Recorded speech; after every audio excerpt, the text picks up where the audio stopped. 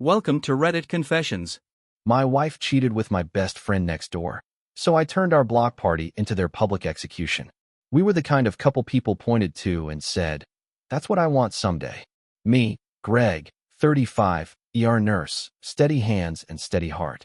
COVID nearly broke me, but I kept showing up. For my patients. For my family. Tina, 34, homemaker, sharp cheekbones and sharper instincts. Always smiling, always hosting, always on.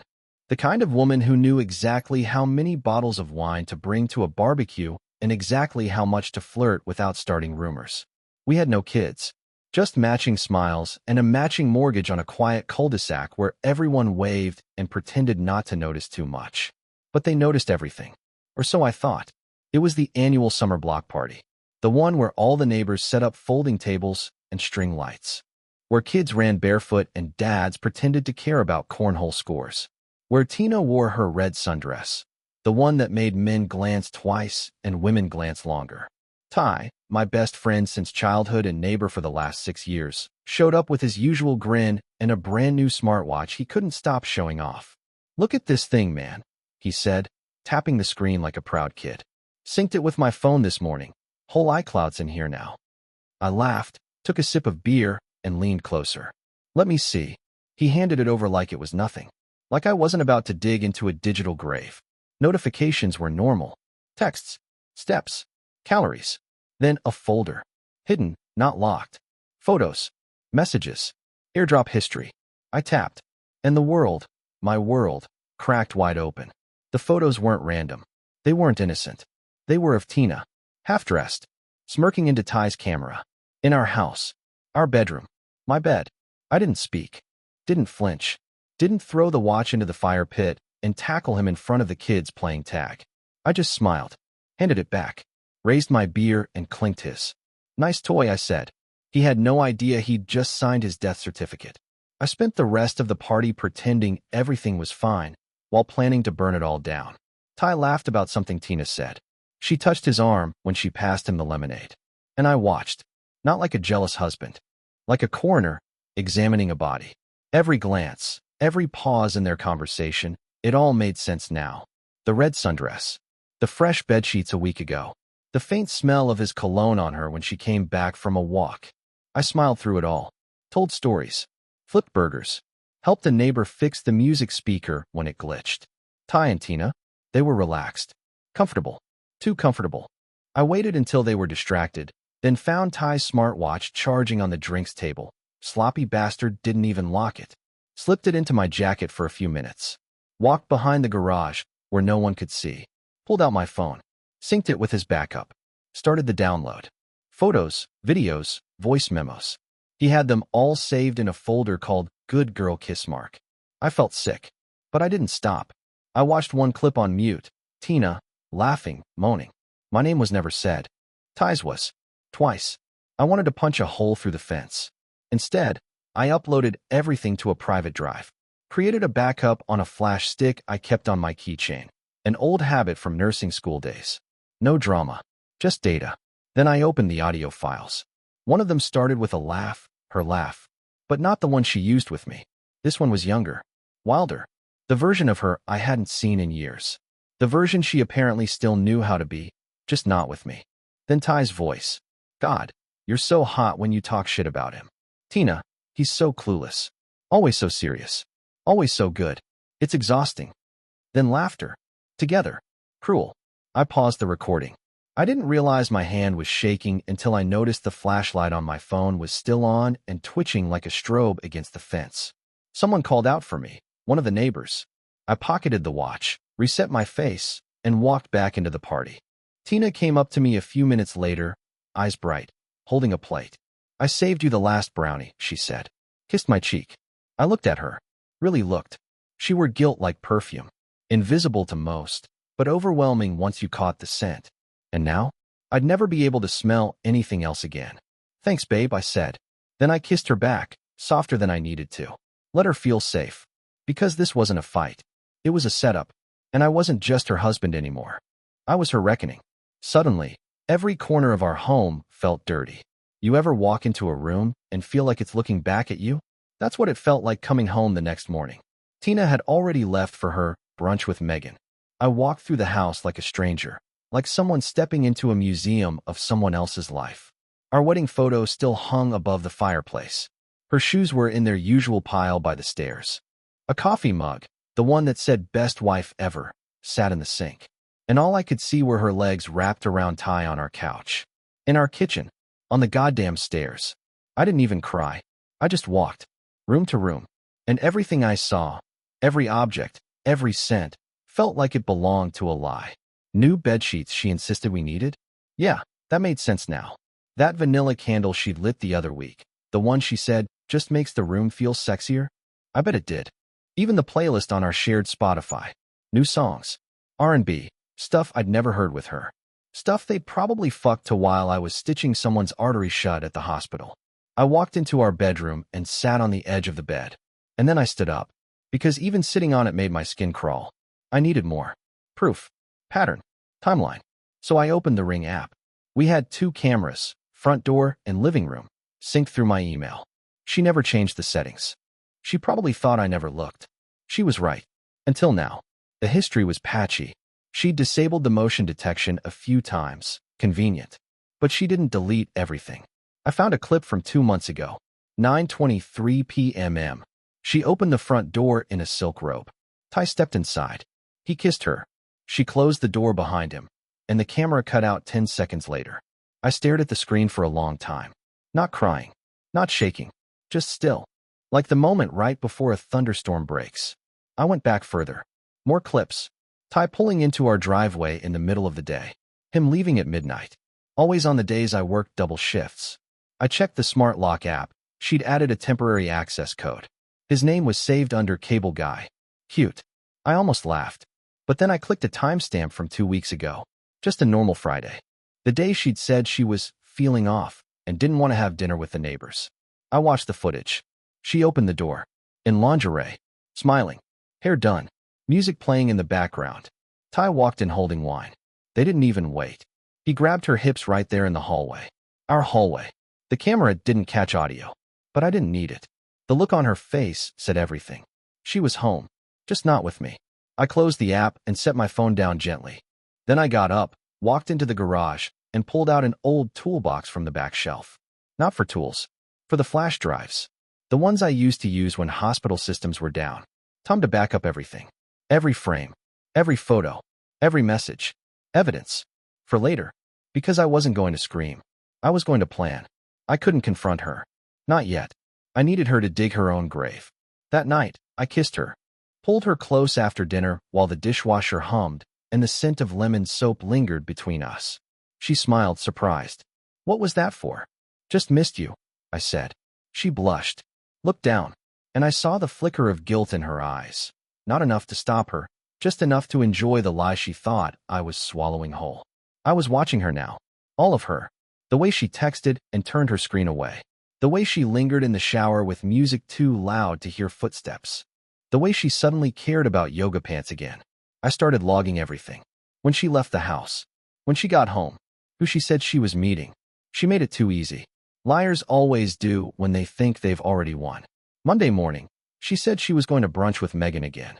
Megan had posted on Instagram 10 minutes earlier. She was in Nashville with her fiancé. I nodded. Have fun. Then I slipped into her laptop after she left. Same password she used on everything. Tina 1989. People get lazy when they think you're not watching. Email first. Boring stuff. Coupons. PDA reminders for events we never attended. Then I found the account I didn't recognize. twit34@gmail.com. Private. Logged in through a browser once. Chrome remembered it. I cracked the password on the 3rd try. Ty and Tina forever. Jesus Christ. Inbox was clean. But the trash wasn't. Hotel confirmations.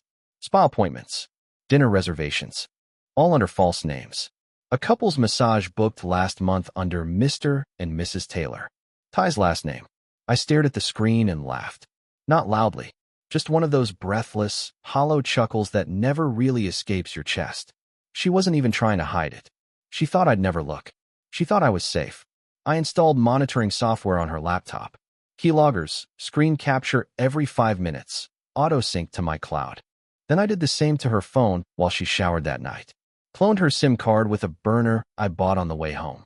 I was done being passive, done being faithful to a ghost. Because here's the thing about betrayal.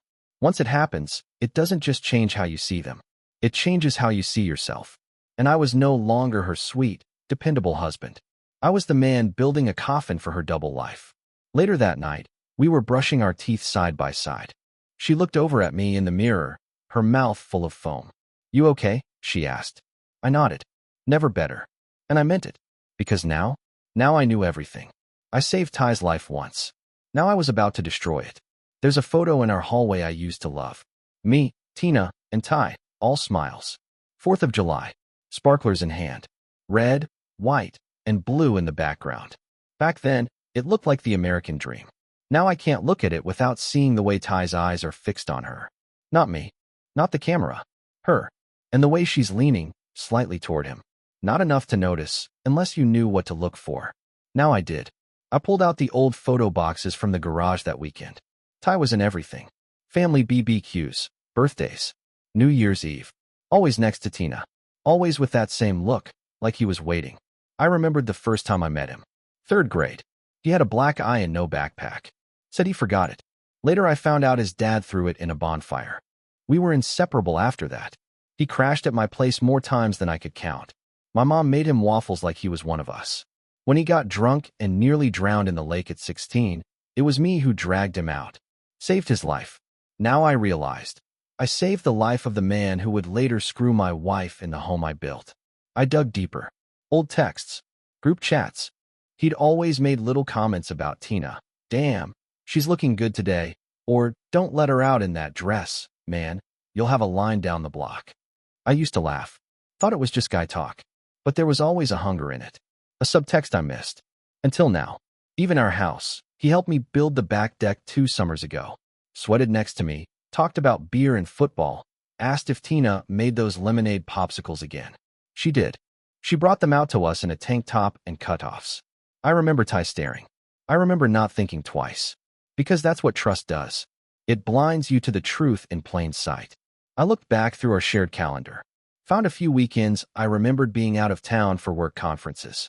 One of them? October 14th. She said she was sick that weekend. Ty had come by to mow our lawn as a favor. I opened the ring footage again. She disabled the camera that day. Manual override. I found the log entry. She'd never done that before. That's when I felt it, the shift. This wasn't an affair that happened. This was an affair that had been groomed. Over years. Inch by inch. Smile by smile. He'd been waiting for his moment. And when life got hard, when I was pulling 12-hour ER shifts and coming home smelling like bleach and blood, he stepped in. The funny, helpful neighbor. The safe, familiar shoulder. The snake in my garden. But that's the thing about snakes. They never expect the ground to rise up and crush them. Some people scream. I plan. I didn't rage. Didn't throw furniture or punch walls or smash the picture frames. That would have made them the victims. Instead, I sat at the dining table with a legal pad and a pen. Like I was prepping for an exam. Which, in a way, I was. The final exam of my marriage. First column, evidence. Photos, texts, videos, ring logs, calendar entries. Ty's smartwatch backup. Tina's fake email. Her hotel reservations under Mrs. Taylor still makes my stomach twist. Second column, financials. Joint accounts. Credit cards.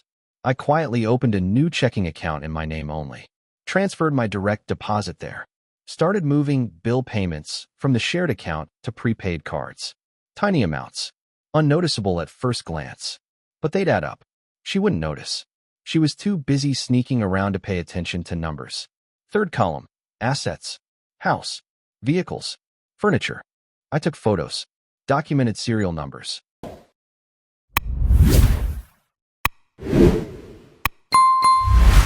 Everything. The lawyer said. Don't make threats. Just gather and wait. I was ahead of her. Weeks ahead. But the biggest win came from an accident. Ty was logged into a Google account linked to his lawn care business. Same device. Same watch. And tucked in his drafts folder? An email. Unsent. Written to a real estate agent. Looking for something discreet, small town. Need privacy. Might be moving in with my partner soon. Prefer off-market listings. He'd attached a note. She's not ready to tell her husband yet. Once the party is done, We'll have the conversation. The party. Our annual block party. Less than 2 weeks away. So that was the plan. Celebrate with friends. Then burn me alive afterward. Too bad for them. I was planning something too. I bookmarked the email. Saved it. Printed it. Added it to my growing folder of revenge. But one line stood out. I read it twice. He won't see it coming.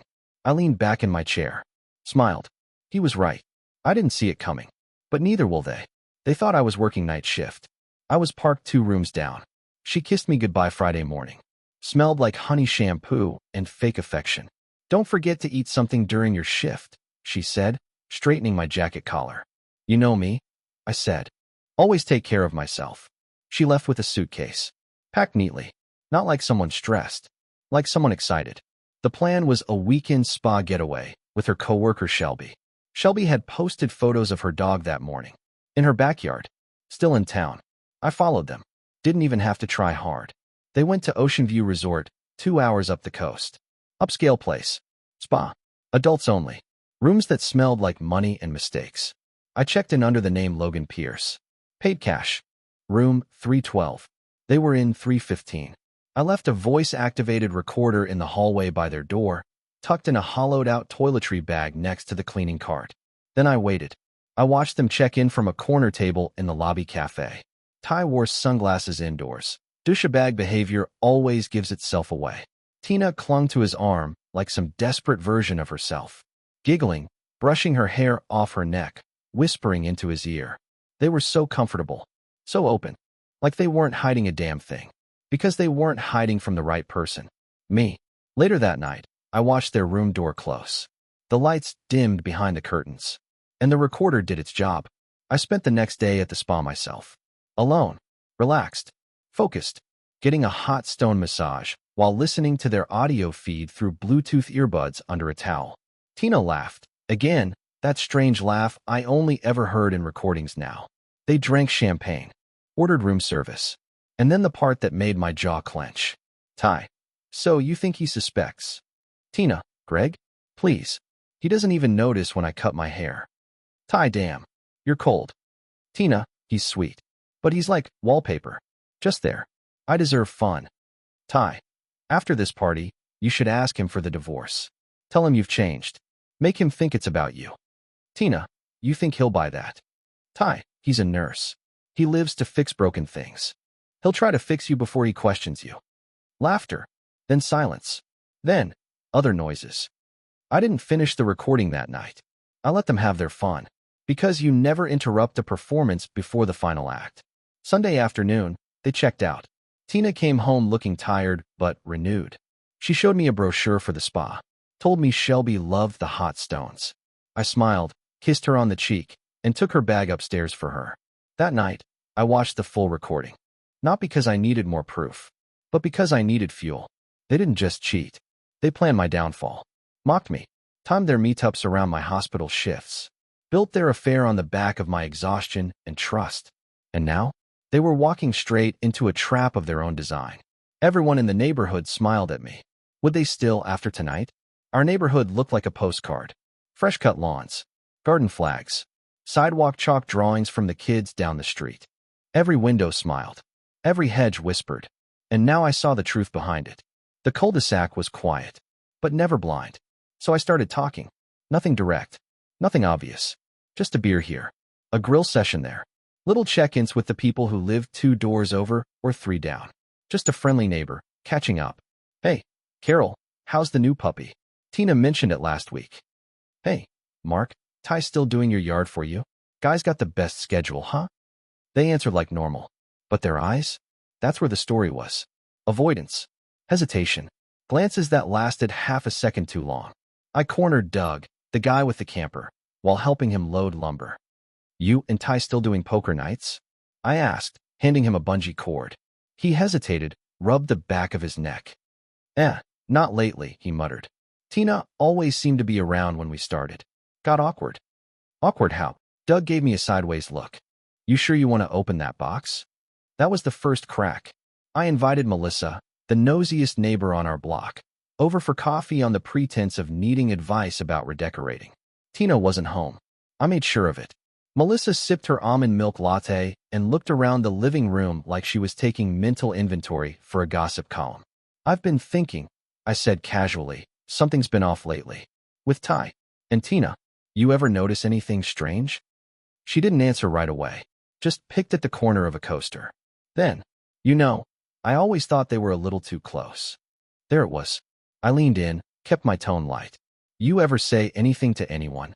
Melissa gave me a look that was part pity, part warning. Greg, people see things. But they also mind their business. Especially in a neighborhood like this. Why? Because no one wants to be the one who says it out loud first. I stood on my porch later that night, beer in hand, staring down the street. House after house. Porch after porch. How many had seen something? How many knew? And I was the last one. The fool. The loyal husband. The punchline. But not anymore. Because now I wasn't just collecting evidence. I was collecting witnesses. And when the time came, I wasn't going to be the only one with blood on my hands. What's more dangerous than a cheater? A cheater with no idea they're being recorded. Tina was always glued to her phone, smiling down at it like it was whispering secrets just for her. I started whispering back. I created a fake email account, Shay, K872 at Outlook. Calm, generic, believable, no ties to me. Then I drafted the first message. Subject, hey beautiful. Body, you left your earrings in the car again. Can't stop thinking about last night. We need to be more careful. He's not as clueless as you think. I sent it to her real email, the one she thought I didn't know existed. I waited. 6 minutes later, her phone buzzed on the nightstand. She didn't open it right away, just glanced and froze. I watched her expression in the bathroom mirror as she brushed her hair, paused, then forced a smile. 3 minutes after that, she was typing. Another minute, and she was calling. Hey, she said, walking onto the back porch. Can you talk? I muted the TV, turned up the baby monitor in the kitchen. I heard everything. No, someone just emailed me. I think it's a troll, or maybe Greg's onto something. No, listen, I'm deleting it now. But we have to be careful. Gotcha. I sent 2 more emails over the next few days. Each one more suggestive. Each one triggering a reaction. Each one followed by a call to Ty within minutes. I cloned her phone, remember? I had access to her logs, her texts, her calls. They spoke more often than she spoke to me. Short calls. Long ones. Midnight ones. Once, they even synced calendars to plan safe windows. They were good, but not better than me. That Friday, she texted him. He's working late. Come by at 8. I smiled. Perfect. I came home early that day. Parked down the street. Waited until the sun dipped low enough to give me cover. Entered through the garage, silent. Slipped upstairs. Set the camera I'd hidden in the bookshelf to record. Wide angle. Night mode. Then I left. Same way I came. They had no idea. From my car, I watched the clock tick. 8 o'clock. 8:11. 8:19. Ty pulled into the driveway. Right on schedule. I didn't watch the live stream. I didn't need to. I just hit record all. Later, back in my hotel room, I watched the video. She answered the door in that same silk robe. Same as the one in the Ring footage. She kissed him before he even stepped in. He grabbed her waist. Whispered something that made her laugh. Then they walked into the living room. Same couch we picked out on our 3rd anniversary. The one I fell asleep on after a 14-hour shift last month. They used that couch. Right there. My hands didn't shake. Not this time.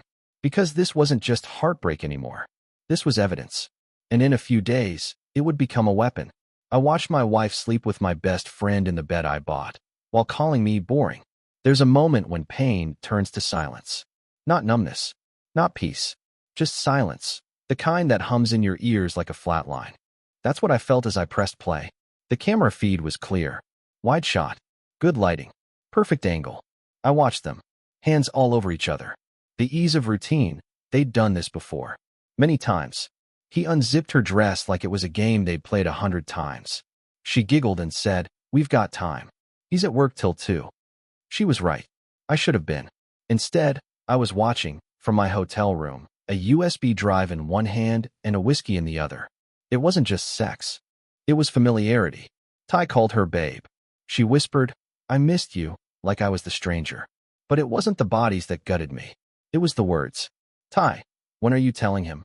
"Tina, after the block party. It'll be the last time we have to pretend." "Ty, you want me there when you do it?" "Tina, no. I want him to feel like it's his fault. That way he won't fight it. Silence. Then more laughter. Then she said the line that hollowed me out completely. He's so boring. It's like being married to a houseplant with a paycheck. I didn't flinch. Didn't scream. Just hit pause. I stared at the frozen image of her smiling. My wife. The woman who cried in my arms during the worst of COVID.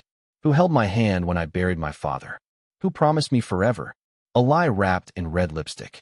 I backed up the video. Twice. Then I started assembling the package. Photos. Transcripts.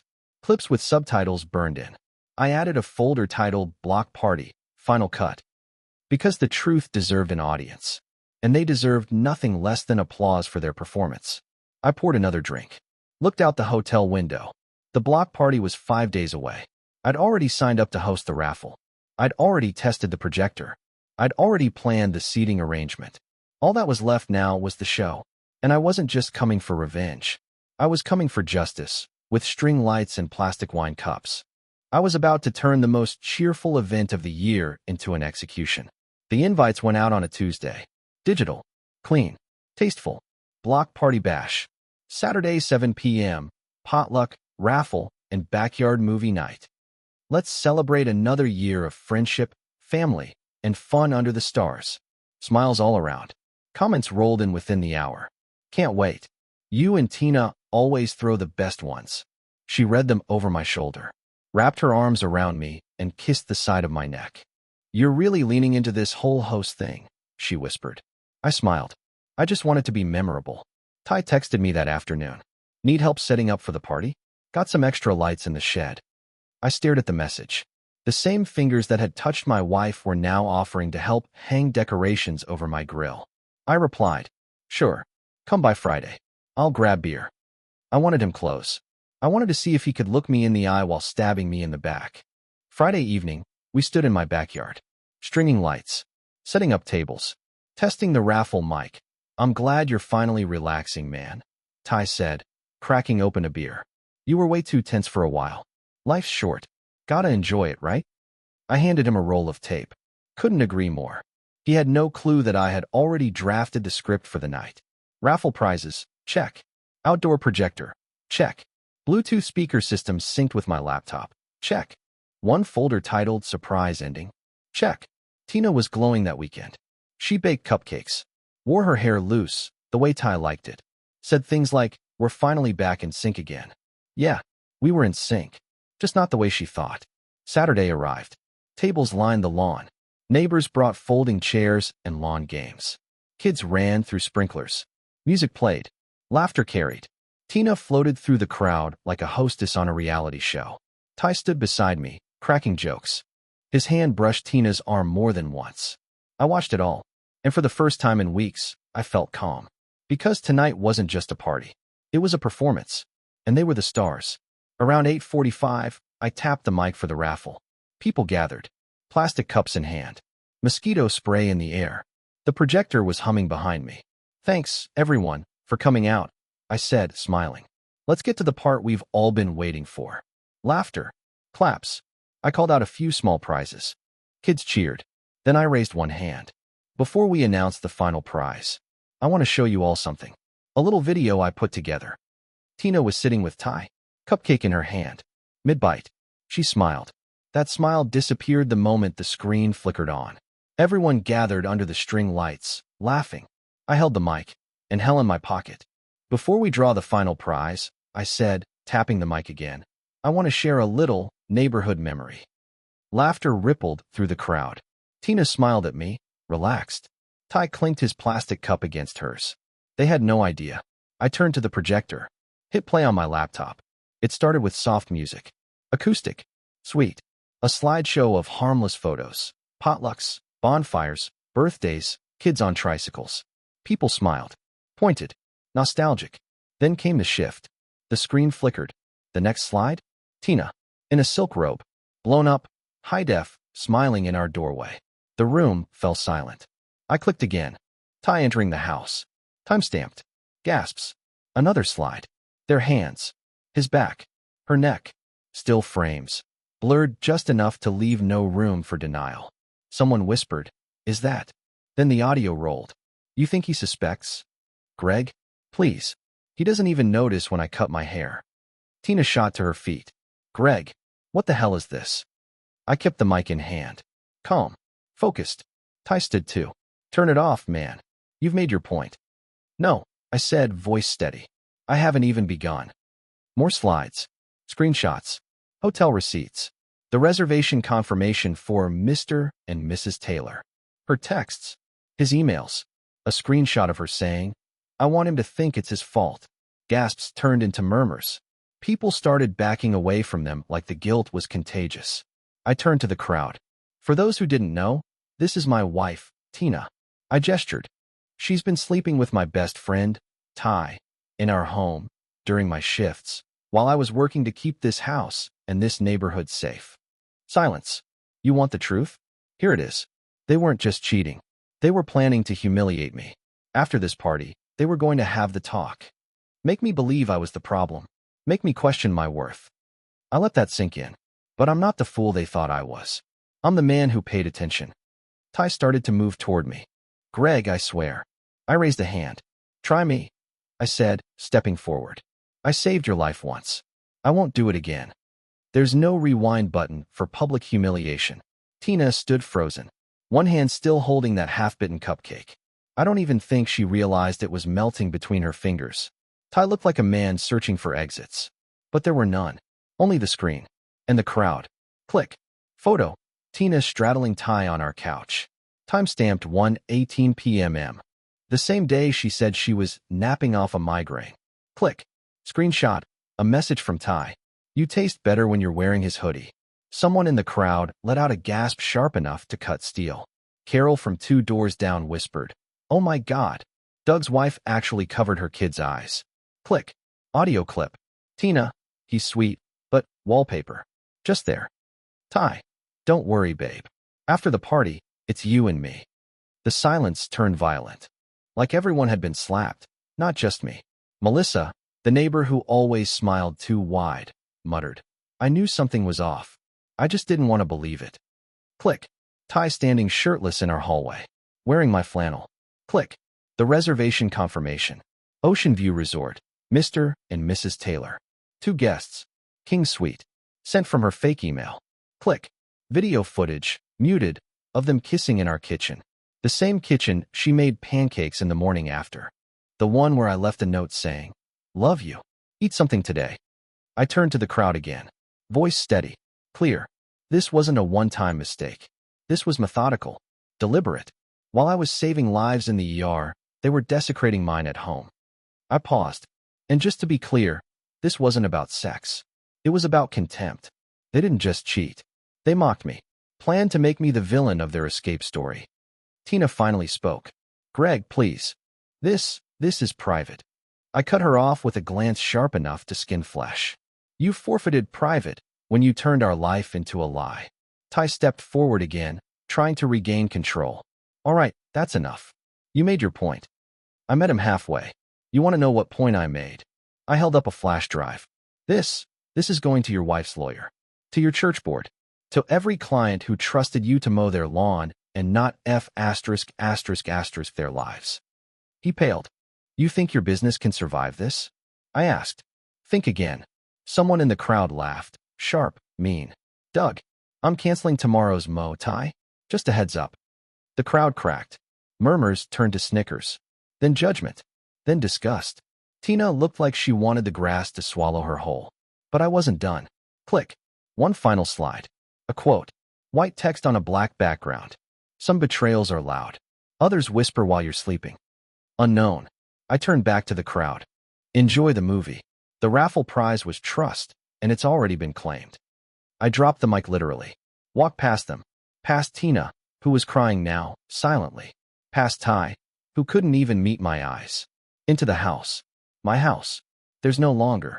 You'd be surprised how fast a suburban party turns into a war zone. The block party didn't end so much as it imploded. People didn't scream. They scattered. Like someone had yelled fire. Only the flames were reputations, and the smoke was shame. Tina chased me into the house. Tears. Pleading. Still trying to spin it. Greg, we can talk. Please, you blindsided me. This is our home. No, I said. Calm. Precise. It was mine. You just used it like a set on your little reality show. She reached for my arm. I stepped back. You don't get to touch me anymore. She opened her mouth again. I closed the door on her mid-sentence. Ty didn't knock. He just left. Didn't even say a word. His truck peeled out 5 minutes later, engine too loud for a man that week. Neighbors stood in clusters. Not talking. Whispering. Watching. One kid asked his mom, "Why was Mrs. Taylor on the big TV?" The mom just pulled him away, red-faced. Tina eventually left with Carol, mascara streaking like warped paint down her face. She didn't even pack a bag. I guess she figured she'd come back. She didn't. That night, I didn't sleep in our bed. I slept on the floor of the guest room with my laptop open and a whiskey glass full. Typed a list. Every consequence they hadn't thought through. Every card they didn't know I was still holding. By noon the next day, the footage was in the hands of Ty's wife, yes, wife. Estranged, but still legally bound. His church elders, small-town reputation, meet explosive truth. His top 5 clients, all of whom had families and contracts with moral clauses. Tina? She got a FedEx envelope with divorce papers. Inside, a copy of her hotel receipt, printouts of the emails, and a single note in my handwriting. I saved your life once. This time, I'm saving mine. Later that day, I walked into a downtown law office. The receptionist offered me water. The lawyer, mid-40s, sharp suit, sharper smile, flipped through my folder like it was a menu. When she got to the photos, her eyebrows raised slightly. Then the audio transcript. Then the financials I'd been compiling. She closed the folder, leaned back in her chair. "Well," she said, "you've got him for invasion, adultery, and coercion." She tapped the page like it owed her money. "This won't just be a divorce. It'll be a massacre." By the end of the week, my accounts were secure. The house was in my name only. Thank you, prenup. The neighborhood was on my side. Tina tried texting once. "We need to talk. This is cruel." I didn't reply. Ty didn't text at all. I heard his business took a hit. Clients pulling out. Doug told me someone left a note in his mailbox that just said, "Mow your own damn lawn. Homewrecker." The silence between Tina and Ty? That was my favorite part. Because nothing binds two traitors together quite like public shame. But nothing breaks them faster either. 2 years later, people still talk about that night. The house sold 6 months after the party.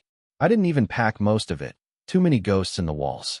I left the dining table, the bed, the couch they defiled. Let the next family make their own memories without knowing the ones stained into the floorboards.